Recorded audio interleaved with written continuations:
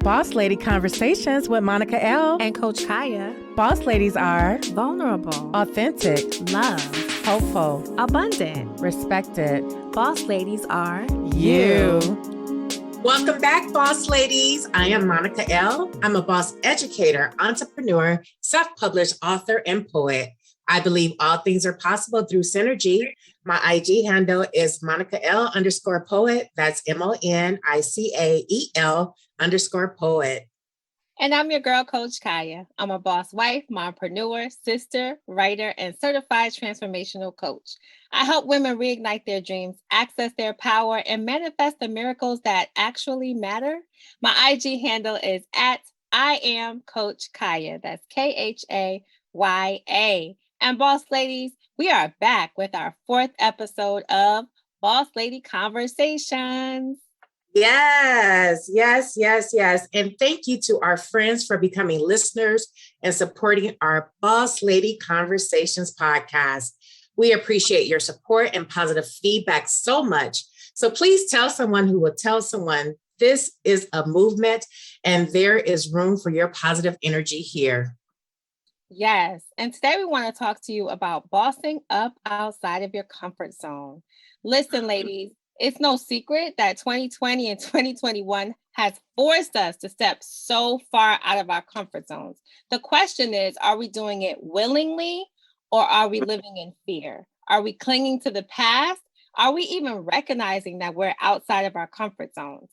Because change is here. And what we want you to walk away from this episode with is just the realization that you can overcome challenges. You can be outside of your comfort zone and experience magic from that place. Yes, I love what you said about are we in our comfort zone? And I would think during this time, there is nothing comfortable about living in a global pandemic. I mean, everything has changed around us, how we move, how we live, how we eat, how we interact, how we work. So everything has changed. So I don't even think that anyone is in a comfort zone at this point, unless you just in total isolation and been in total isolation for this entire, decade. But it is definitely a different time, but I so welcome that discomfort because from that discomfort, you do grow. And that's when you stretch yourself. And everyone knows in order for a diamond to form, it has to be under pressure. And truly, we are some diamonds here. Let's get it. Let's get it. Absolutely. And the thing about being in your comfort zone, you can hate everything in your comfort zone and still be there just because you think that it's a comfortable place or you think that nothing's going to happen to you that you're unaware of.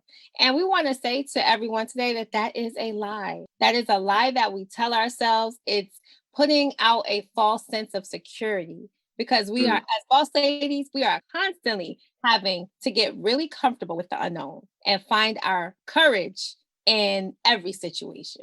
Yes, I totally agree with you. Some people stay in certain relationships or work environments because they know it and they don't want to reach out for the unknown. Even though the unknown could be better, it's just, I know this person. I know this job. I don't want to step out to something new. I don't want to learn someone's new ways. I don't want them to have to learn my ways. I don't want to go to this new place of employment because I know how to get to this place. I know these people. I know these systems. Even though you want to grow and experience it, sometimes it just feels better to be with the known, even though it's not really comfort. That's right. And boss ladies, we feel you nodding your heads out there. We feel your energy. So we have a special treat for you today. Yes, we do. Today's featured boss lady is a clinical assistant professor of organization and human resources in the University of Buffalo School of Management.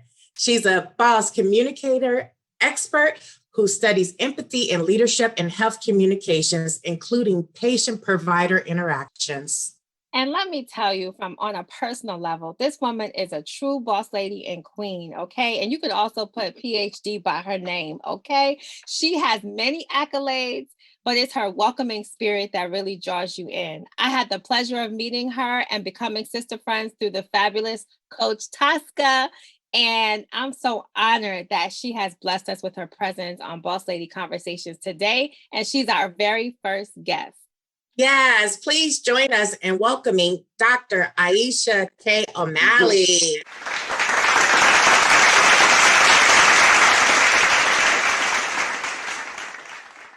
Yes. Oh my gosh, I feel I can't stop smiling. I gotta come on this more often. Yes. Welcome, sis. How are you feeling today? I'm feeling loved and amazing. That's I really am. Mm-hmm.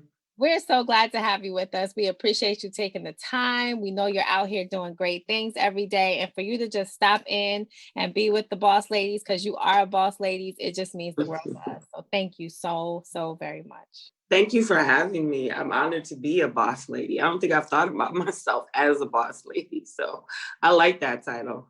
Yes, you are. You definitely a boss lady, doctor.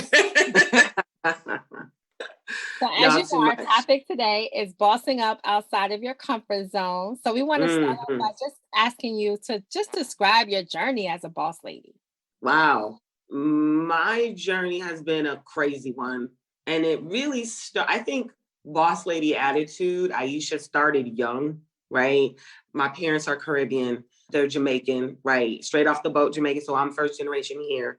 And one thing that they taught me was that I have an identity. I have a culture that I'm attached to, and I should never forget that culture. That's what makes me who I am. And so my mother taught me how to be a woman and hold my head up high and consider myself royalty. And my father he taught me about that independence, and he taught me how to walk that talk, right? Don't just talk about it, be about it, right? And so they both instilled in me a work ethic and identity that allowed me to be Aisha, who was so talkative, always getting in trouble for talking in the class, running my mouth, right? Being an advocate. I'm always standing up for people, jumping in and defending people. And so originally I wanted to be a lawyer, because I knew I like to run my mouth. And I used to watch Matlock with my dad. That was our thing. So I was like, yeah, I'm going to be that person. I'm going to be that. And I started college and made some boss moves. You know, I became a resident assistant when I was a sophomore. So that allowed me a level of leadership, right, that at a young age that really helped me to learn how to deal with people, right? And so, you know, my undergrad, it was tough, but I had a lot of fun. And then I got sick.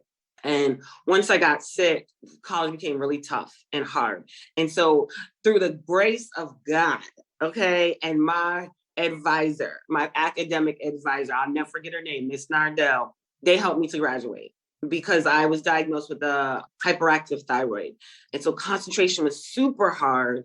Studying was very hard. My organs were overproducing hormones and things, or my heart was racing all the time. So it was very difficult for me in college after about my sophomore year. But I finished and I graduated.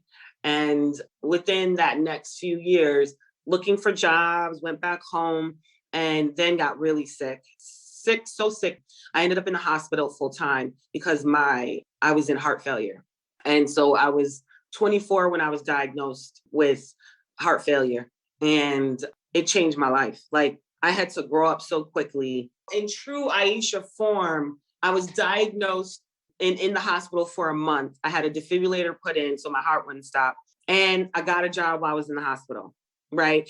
Hold on. And what's so funny is Coach Tosca coached me back then on this interview that I had coming up, right? And so talk about out of your comfort zone, right? I'm in the hospital and it was the job I really wanted.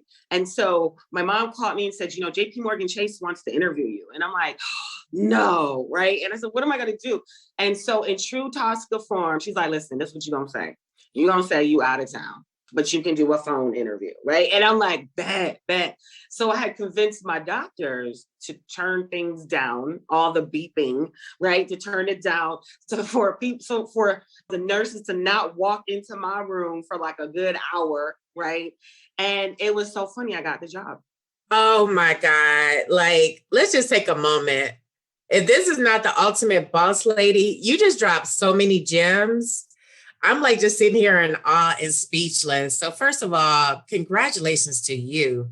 All I heard was strength and perseverance. Like you didn't let anything define you. And shout out to your parents. They taught you to be who you are and to walk in your light. They never said, go with the grain. Don't let your light shine. That's what I heard. I mean, really, you said one incident in college, you kept going, graduated. Then after that, like to tell them to turn the beeps down in the hospital and not to come in the room, it's like, I think they're supposed to take care of you. I think they have rounds and they're supposed if I don't got no health insurance, you ain't gonna be taking Oh, care of me. hello. So you okay. understood the assignment and you got everybody on board. Got it. Yes. And shout out to your coach. I mean, that was brilliant to say, I'm out of town. I'm telling you, Coach Tosca is my best friend. She's my BFF. And we went to high school together. We grew up together. We played basketball together, right? Okay. So, in those moments, she's always been there for me, and I've been there for her. So brilliant, right? Like just right. Brilliant. I wouldn't even have thought of that if it wasn't for her. So I think, as we talk about boss ladies, right? Yes. I think as women, we have to understand that we need a support system, right? And so those people help us make those boss moves. Okay. Right. If I didn't have her, I don't know if I could have made that boss move. Right. So, and then, like my mom and my dad, those were like the original bosses, right? They were like, listen, you, my child, you're not like these other children out here. You have a culture and a heritage that we are going to force you to hold on to, right? And understand that is what's going to carry you through. Now, at that time, as kids, we don't understand that. We're like, but I'm not normal. I'm not like everybody else. You always up my butt. Like, why you always at school with me? Why, but if they didn't do that, I guarantee you, I wouldn't be the person I am today. So shout out to, like you said, Monica, shout out to boss mom, boss dad, boss coach, right? And many others. Like I have so many friends from high school, middle school, even that if I didn't have that support system, I wouldn't be able to make some of the boss moves that I made. Oh my God, you just keep dropping gems. You are a blessing. I just feel your vibrations. And I mean, you said so much about having culture, and knowing your history. Yes. And so many of us do not have that. But I won't go down that road because I want to speak about the advocacy, because that's what I heard also. Mm-hmm. So you speak about advocacy and you spoke about that throughout, your story. So at this time in your life, who do you feel that you are called to serve? So I'm, like you said, I'm a professor. And so me being who I am, I don't have children of my own, but my students are my children. I mean, they're grown kids, right? Like they're not even kids, they're like young adults, right? But they act like kids. So I teach them as a whole person. I really try to teach them life lessons. I teach them content, but I also teach them how to be a better person, better colleague, better classmate. I really try to instill those things in them.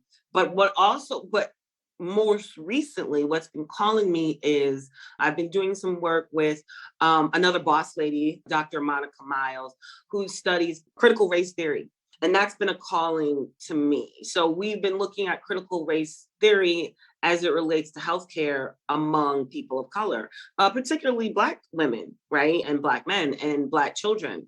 And so we're doing this, we're trying to start a study where we're looking for, when we're looking at medical schools and medical students, right? How does critical race and being a person of color in medical school, dealing with some of these social injustices, social issues, but also your own personal discrimination issues that you might be feeling, blatant racism or, not blatant racism, the implicit bias, right? So we're looking at all that stuff. And that's where my calling is. I'm also working with a African-American health equity task force to really start to understand the inequities in healthcare in our communities and try to do something about it, right? Because we talk a lot. And so, like I said, my motto from a very young age was like, don't talk about it, be about it, right? So I'm a very action-oriented person. and saying, okay, listen, we know what the issues are. We know about the health inequity. What can we do? We just had a meeting last week, and we were talking about COVID-19 and the numbers increasing, and how people of color, particularly Black people, we are still misinformed. We still, there's a lot of information out there, but there's the assumption that the information gets to our community, and it doesn't always, right? And so, while we sit up and say, well, the information is out there. Okay, yeah, the information is out there, but is it hitting the target market? Is it getting to are the people getting that information? Because if it's out there, they're not getting information, it don't really matter. Now do it. Right. Yep. So that's what, right. But that's what's been calling me lately, just with my own health journey, right? Warfare, I would say, like it's been like a battle, but trying to help others understanding the importance of health and how you have to advocate for yourself. So one thing I do also is I talk to people, find it easy to talk to me. And I talk to people when they're having their health crises. And I try to let them know, like, listen, if you're not comfortable with your physician, you need to make him or her understand that you have questions that are unanswered. And in order for you to move forward with any type of procedure or any type of treatment method, you need to be more comfortable. And so that puts the onus on them, okay, to break it down in a way that you can understand it and you feel comfortable so that you can move forward. If not, there are a whole bunch of other doctors out there that will be, that are people of color, because there are more people of color physicians that you can go to that you can feel cared for. That's another big thing for me. You have to put that care back in healthcare. It's just ridiculous. It's ridiculous, especially with Black women and the way we're treated. I won't even get into it because I have my own horror stories of my health journey and not being listened to, being called a drug addict, when I don't even know where it came from, being told, your skin's so dark, I can't find your veins, and, to my face, right? And now listen, y'all know, boss lady had to check them real quick, like, excuse me, right? And that's from watching my parents advocate for me, right? We watch our parents. I'm in the hospital at 24 years old, and I don't know how to advocate for myself. I don't even really know the healthcare system. But watching my dad walk up in the hospital and be like, excuse me, why is my daughter's room not clean? First of all, that's my mama. Well, her room needed to be clean every day, every single day, not just swept and mopped. Okay, listen. Okay. Listen. And then my dad walking in there like, why did you give her pain medicine? You just cracked open her chest. How are you not gonna give her pain medicine? And I'm looking at them like, oh dang, okay, right? I'm learning, like, okay, yeah, why you ain't give it to me, huh? Right? And so learning and watching how to advocate, how my parents advocated for me, I learned how to advocate for myself. And so I try to teach others that because of the way our healthcare system is built, and it's not the physician's fault, it is that systematic oppression that we live in, right? It is the system that forces them to work in a way that is not sustainable. And we suffer, and they suffer too, right? And we sometimes forget that. However, you got to be able to talk up for yourself, because the physician, he's gone to school just for the medical part of it. But you're your own physician. You know your body when it feels good and when it don't feel good. And she cannot properly diagnose you unless you can tell them exactly what's been going on with you, And so I really do try to let people know that you are part of your healthcare. You have to stand up for yourself, and you have to be able to ask the right questions, because this system is a beast and will leave you behind. And I've seen people fall through cracks. I've seen people die. I witnessed my own personal fights and journeys with the healthcare system. So I wrap that to say is, listen, it's all about health equity for me. It's all about health disparities for me. How can we fix these systems? And just building our community. It's just, I don't know, it's a calling, right? Thank you for that. I mean, wow. I'm like ready to sign up for one of your classes. I don't even know which one, but you dropping so many gems. I'm just like, wow. But I totally agree with you. Like, you have to advocate for yourself. And I think so many people are intimidated by people who have all these letters behind their names and don't want to ask the questions or afraid to go because of previous incidents or situations that have occurred.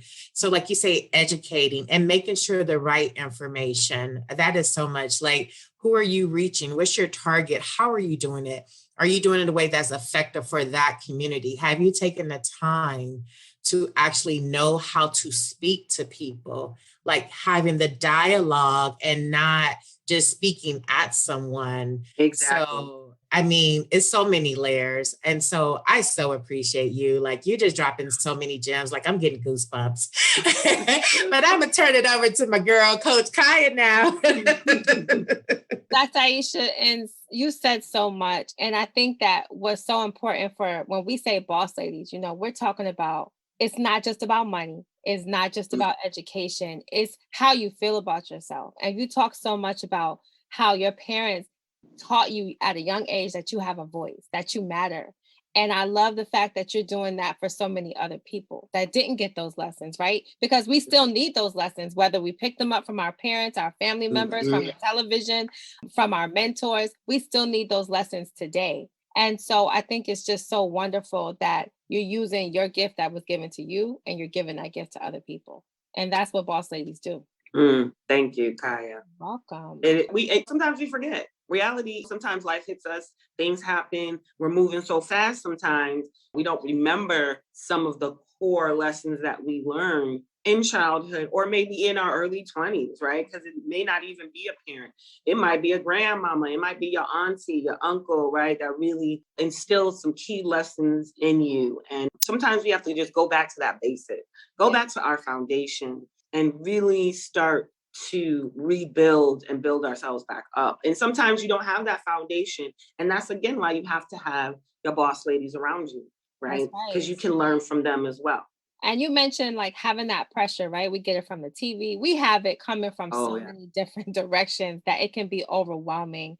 And still you're giving back to the community. You're putting more positive energy out there. You're studying, you know, how to help people of color and people who need advocacy. So what are you doing to just maintain that balance, that sense of joy and lightness in your life as a boss lady? Oh, wow. It's funny because I've been working on that lately. I picked back up my exercise, working out, because it's a must for me and my health conditions, right? So I do. And, you know, as in everybody during the pandemic, we picked up a couple extra pounds, right? So I've been trying to lose them extra pounds. So what I have done for myself is I gifted myself a Peloton bike. It arrives on Tuesday because I love to cycle. I'm a spin person. I love it. So I haven't been into it as much because I have an older bike and I'm busy and I'm working from home and sometimes you just don't have the energy. But this last month, I really said, okay, chick. Sometimes I talk myself, right? We all do. Okay, chick, we need to make a change. And so I really decided to focus on what I'm putting in my body again, drinking a lot of water, getting on the bike. And you know what? I'm going to tell y'all something. And I think we have to say it. It's like, you don't have to be in the gym for 3 hours, right? Like, that's what I used to do. I used to do that. And I used to be this skinny little girl looking all good and stuff. And I miss it. But I'm also 42 years old. And that type of energy ain't coming from me. Okay. So what I did was I started really small, right? And I said, 3 days a week, we're going to do 30 minutes on the bike. I don't care how you do it, just do it. Get it done, right? And it made me feel better when I was able to get those 3 days in. It's like, all right, finally, I'm doing something for self, right? And then also saying, okay, going to the grocery store and saying, are we not eating out no more? I'm doing that for myself. That's what I'm doing for myself. We ain't eating out no more, even though, as I was saying, I was going to get me some pizza. But you know, you always got to treat yourself every now and then. Treat yourself and celebrate your wins.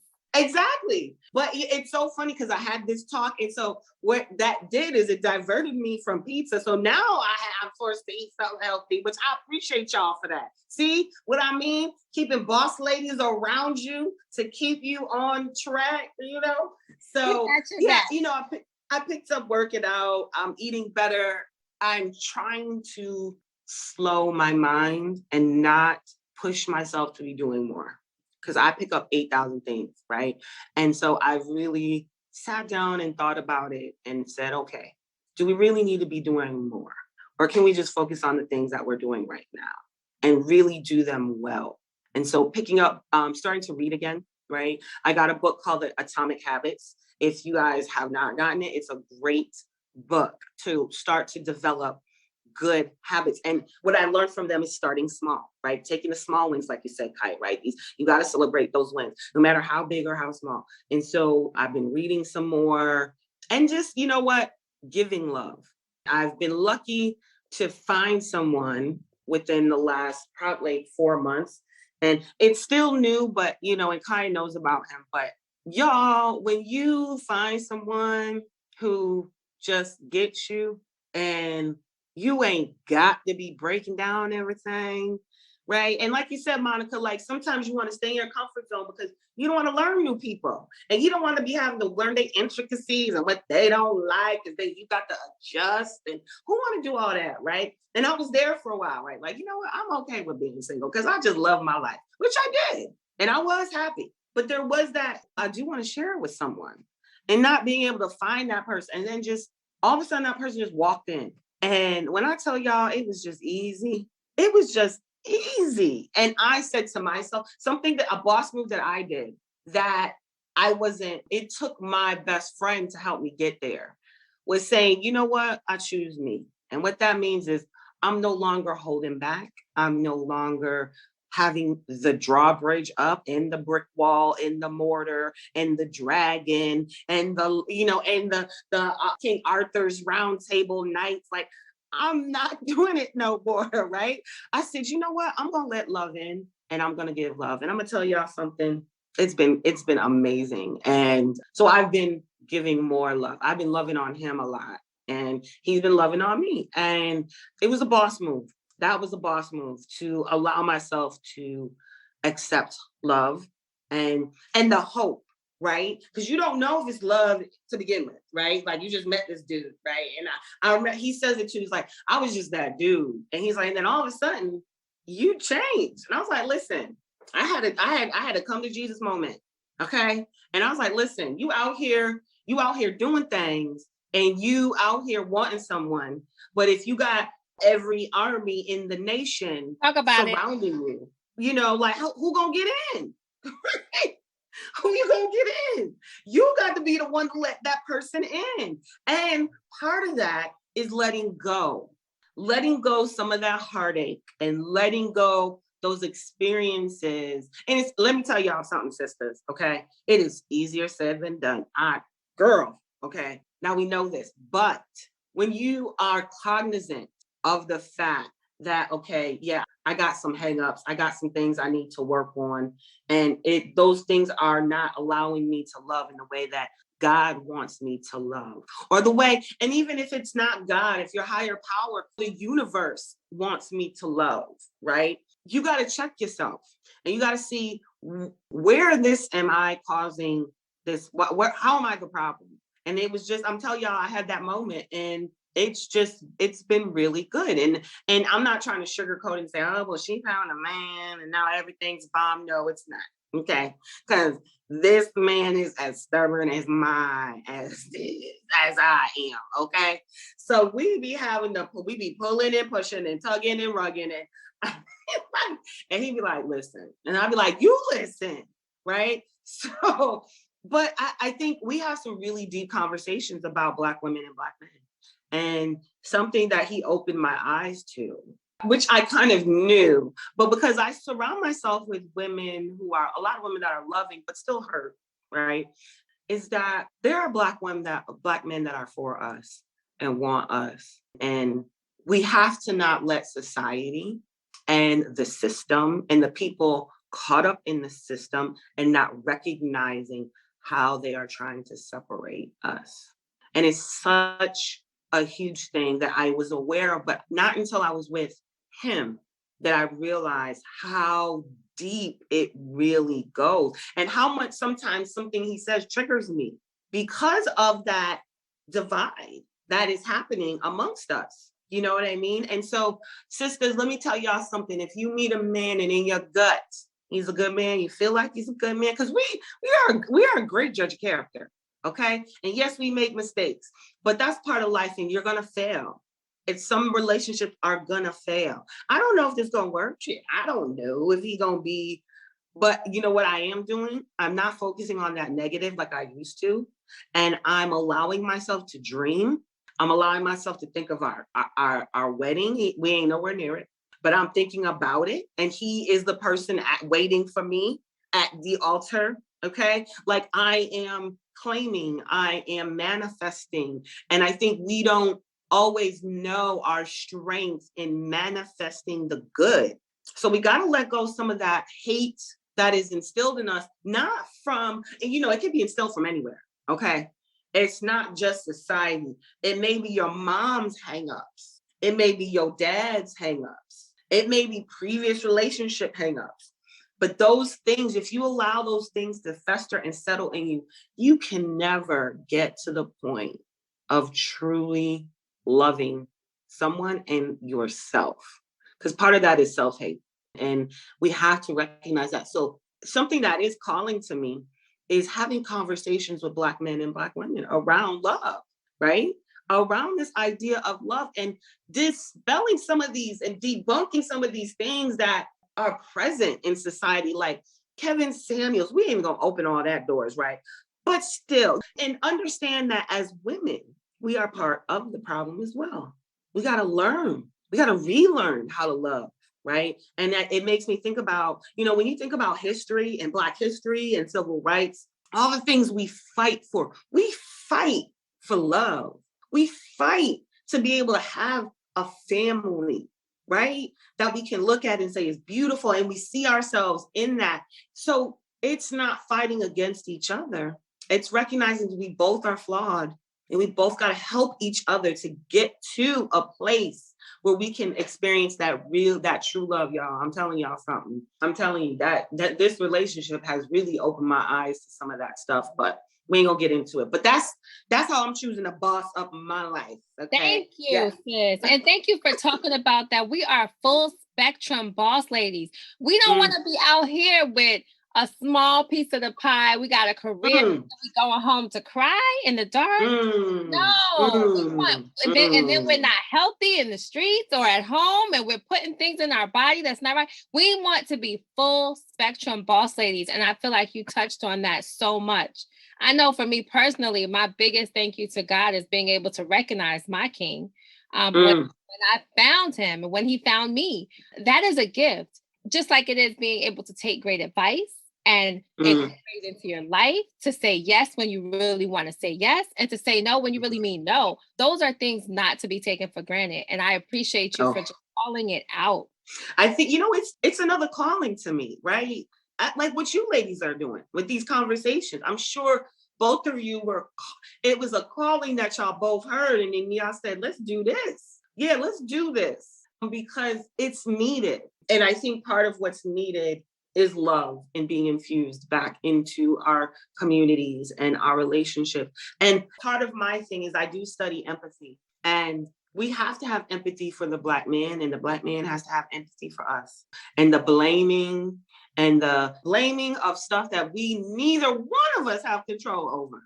Right. And what I heard was self-love. What I heard was you loved yourself enough to be open for someone else to love you.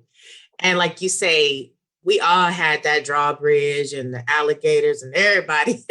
Wasn't nobody getting through. Some of us still do. Some of us still do. I won't say no names. But anyway. And they had to climb over to get through. And if you make it, right. If you make it, we'll see. Okay. We'll see. I don't know. We'll see. But no, I heard so much. And I just want to go back to the gem of you being in academia, being an advocate, viewing your health and what's needed for you, also being there for your students and open to love. Like all of those different layers. And I know that you are that light for your family as well, because as much as you've honored them in this podcast and referenced them. So let's talk about that, because I know also it's not easy being in academia and the challenges that sometimes are faced. But like you said, we are manifesting. So we're talking about positivity. And Coach Khaya and I already had a podcast about manifestation and having that list. So this feeds right into it. So you are right on target. And speaking about love, like everything that you're touching upon is so pivotal in so many ways. So as we think about this, what are 3 tools you would like for our Boss Lady listeners to take away? Choose yourself. And when I mean choose yourself, I don't mean choose yourself and feel selfish about it. I mean, choose self to be happy, right? Choose self. Understand that if you are not happy, if you are not healthy, if you are not manifesting the things in your life, you're not choosing self and you won't get there.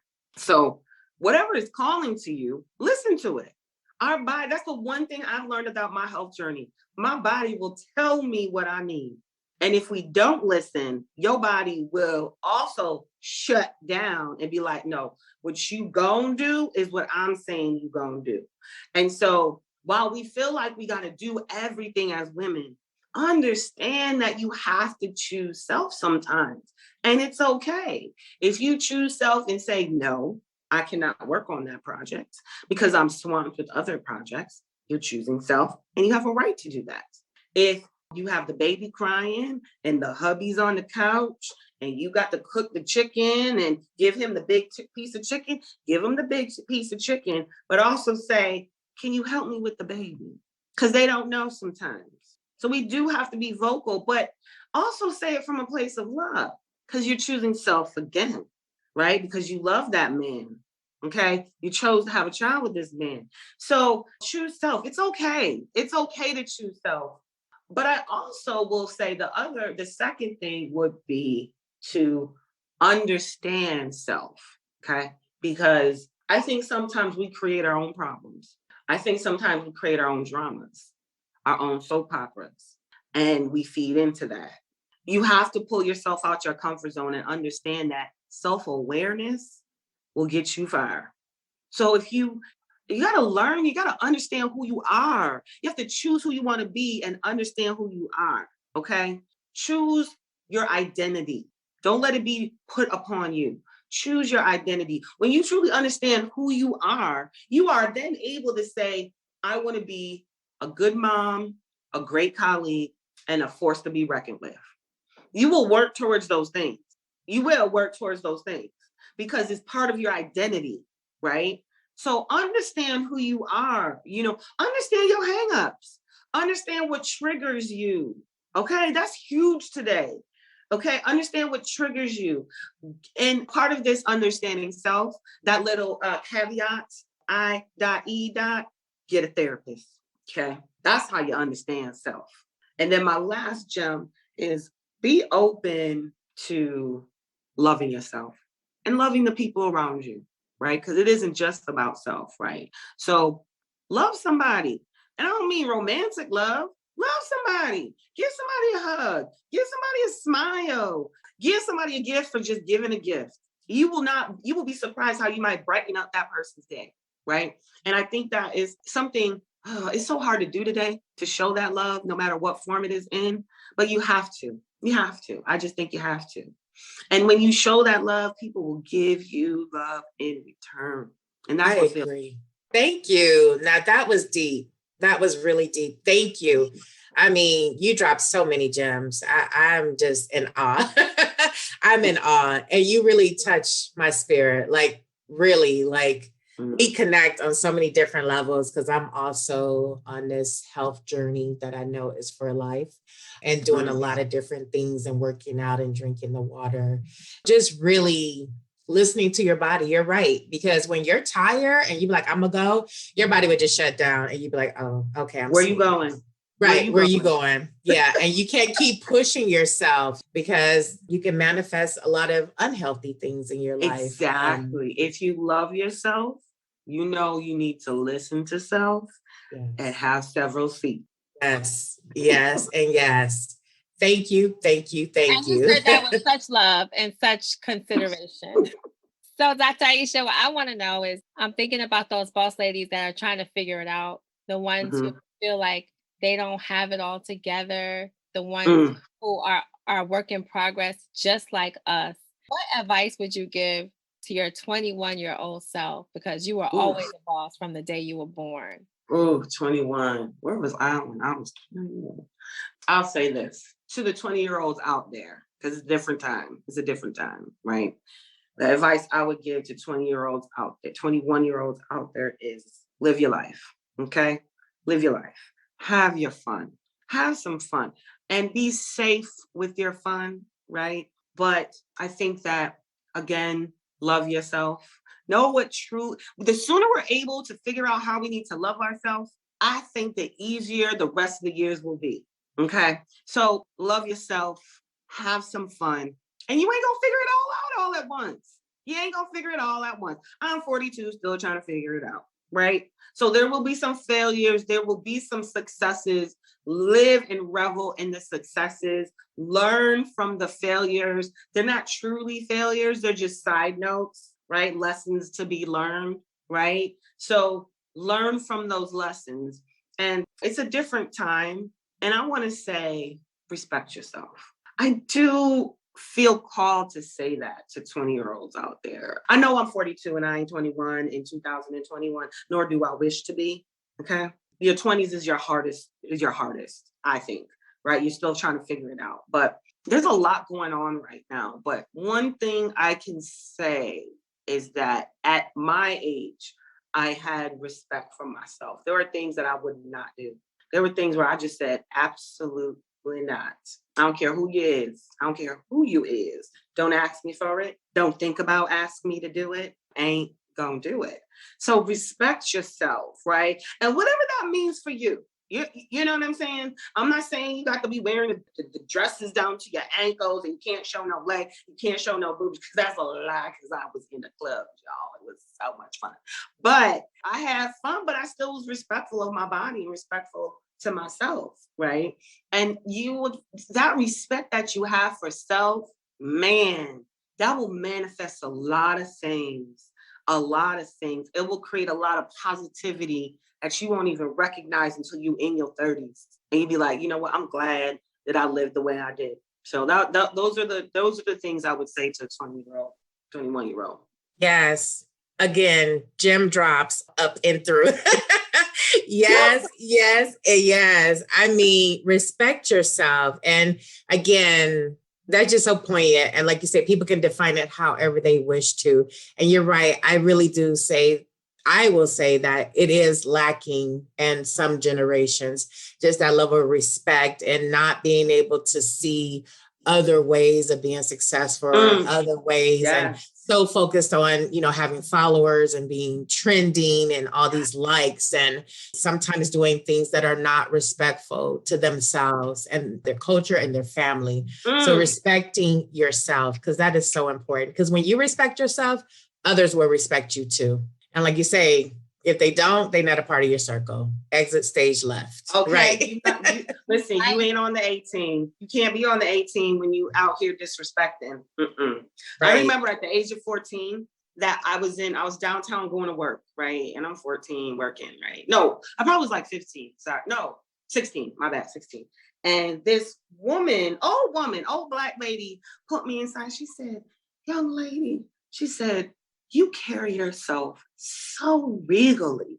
You just walk like you know. She said, keep doing that. Now I'm looking at this lady like she crazy. Like, lady, I don't even know who you is. But I never forget that lady, because I learned that from my mom. My mama gave me that empress life, because she's Rastafarian and she's Jamaican, right? And so, when men speak to her, Empress O'Malley, Empress Paulette, right? And she would always walk with her head up. I don't care how much money we have or didn't have, right? And so that's how I walk through life. And I'm gonna tell you, even growing up, a lot of older men used to like me because they just were like, you have this thing about you, right? And even till this day, people are like, you know what? You just set yourself, you shine differently, right? And I'm telling you, that's my mama. That's my mama. And so that respect that that she gave me, I kept. Right now, we all mess up. Ain't nobody saying you can't mess up. Ain't nobody saying you got to live that church life, right? No. What I'm saying is, when you have respect for yourself, you're not quitting a job on the second day and not giving notice. You're not ghosting your supervisor, right? You're not out here in these streets and wasting money on things that you can't afford, okay? Right? Now, yeah, we all like to look good. Yeah, get your nails done every now and again. But understand, you ain't got to look you don't have to look a certain way like these celebrities look. Respect yourself, okay? And love that stuff. Love thyself. You will find it carries you so far and it sets you apart from the rest. Because what we don't realize is everybody looks the same these days. Okay? Okay? Yes. And that's intentional. No, we love it. I know our listeners are like, oh my gosh, we love it. And I do have a follow-up question, even though I feel like you've answered it several times, but if it's the same answer, I receive it. So which boss ladies do you admire? Oh, wow. My mama and my grandmama, both my grandmamas. But I was particularly close to my father's mother, and I watched her the same way. She, people say I look like her. Those are two women in my family that I love, and I know they are boss ladies. I think outside of them, a lot of my friends, they are some boss, and that's why I say, you got to surround yourself with some boss women. If I think about celebrities, I think about, like I was telling you guys, Lolly Jones.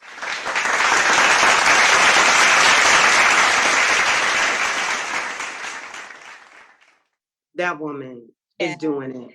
She's doing it. And she's an author, right? She has a community. She builds an app. Like, she's just a brilliant, and she's Nigerian, brilliant woman. And so that's just now. That's just currently. Those are the boss ladies that I'm, that I'm looking at. Like, I got my eye on, right? Because especially, and I'll say this to the 21-year-olds too, have your eyes on some boss ladies. Watch how they move. Watch how they move. Watch who they surround themselves with. Watch how they work, right? Yo, that's how we learn. That's how we learn. And make sure you're watching the right boss ladies. Side-eyeing y'all. You can't see me, but side-eyeing y'all. Make sure you're watching the right boss ladies. Pay attention. All that glitters is not gold. And you know what, Dr. Aisha, when you talk about Lovey knows how to celebrate other boss ladies.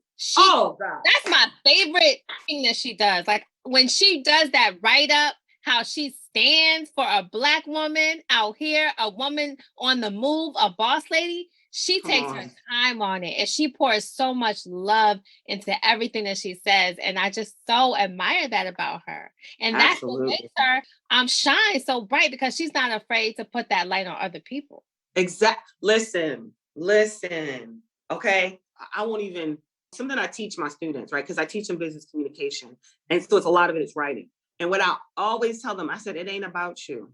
If the person didn't get the message, it's not their fault. You didn't write the way you needed for them to understand. Okay. So it's not about you. You need to write for the audience. You need to write for the people around you. You need to go hard for the people that are for you. Right. It is about you in the sense that you have to take care of yourself. Yes. Right. But living this life isn't about you. It's about all the people that you touch, that you influence, that you have no idea that you might have smiled at or bought them something or paid for a lunch and they never forgot it. Live your life right. Live your life right. Inherently, we know what's right and wrong.